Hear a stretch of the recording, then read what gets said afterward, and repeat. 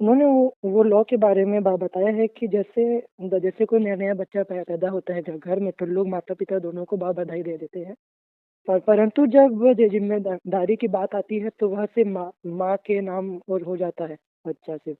पिता का उस पे कोई ज़िम्मेदारी नहीं होता है। उन्होंने ये बताया है कि जैसे महिलाओं को मैटरनिटी लीव में मिलता है ऑफ़िस से, तो वैसे ही पुरुषों को भी मिलना चाहिए ताकि वह अपने अपने घर में अपने अपने बच्चे की देखभाल कर सके, और माता-पिता दोनों की ज़िम्मेदारी होती है। बच्चे की देखभाल करना वैसे भी माता-पिता दोनों की ज़िम्मेदारी होती है।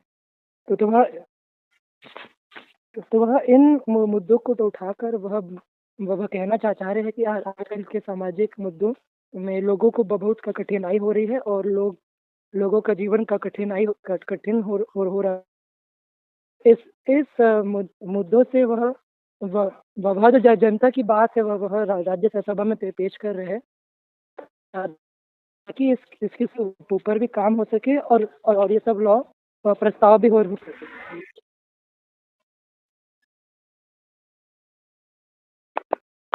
ठीक है, बढ़िया बताया आपने इस बारे में। Today I am going to speak about whether Raghav Chadha should be called a young politician. The simple answer is yes. Raghav Chadha is definitely a young politician. He entered politics at a very young age and became successful quickly. Compared to many senior leaders in India, he represents the younger generation. He is a member of Aam Aadmi Party and has played an important role in its growth. His confidence, communication skills, and modern thinking make him stand out. Many young people relate to him because he talks about current issues like education, jobs, and corruption. Being a young politician is not just about age, it is also about mindset. Raghav Chadha brings fresh ideas and energy into politics. He uses simple language, connects with youth, and speaks strongly in debates. However, being young also means he still has a long journey ahead. Some people believe that experience is important in politics and he needs to prove himself more through his work. In my opinion, we should call him a young politician because he truly represents youth in politics youth in politics. But at the same time, he must continue working hard to become a great and experienced leader in the future.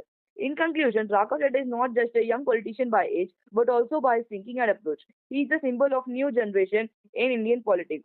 In today's world, politics is changing. People are now looking for young, energetic, and educated leaders who can understand modern problems. In this context, Raghav Chadha stands out as one of the most well young faces in Indian politics.